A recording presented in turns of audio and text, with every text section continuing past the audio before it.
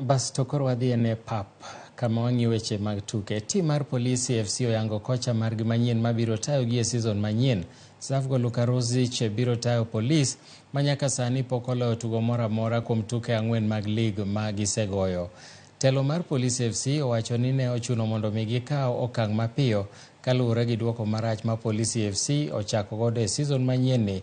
Lugarusic nosebedo japuonj mar Gor Mahia kod FC Leopards kaachiel gi timbe mamoko e lig ma Tanzania. Osingo mar konyo polisi FC yudo simbo margi mokwongo mar lig maduong' ma pacho ka.